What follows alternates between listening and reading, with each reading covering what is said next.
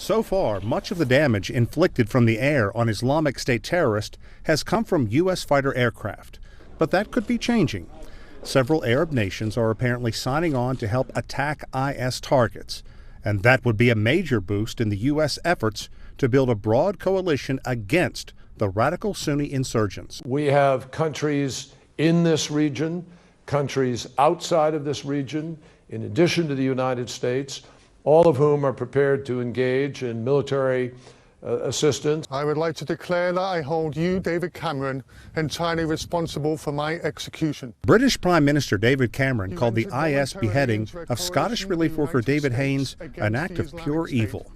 If it was designed to intimidate nations from siding with the U.S., it may be having the opposite effect.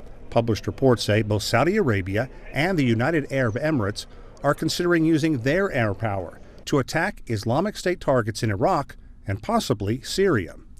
Australia is committing to the effort as well. We do have in contemplation the use of our special forces in modest numbers to act as military advisors to the Iraqi army and to the Peshmerga. Prime Minister Tony Abbott is sending 600 troops to the United Arab Emirates. Initially, these troops would be there to provide training to Iraqi forces.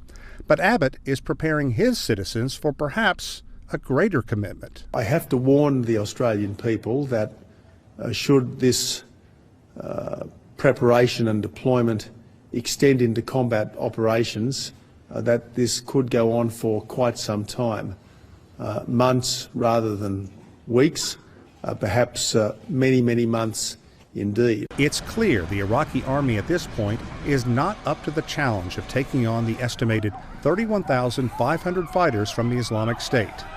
Saudi Arabia has already committed to setting up a training base. British forces have no plans to scale back their surveillance flights and assisting with intelligence and logistics. This is not about British combat troops on the ground.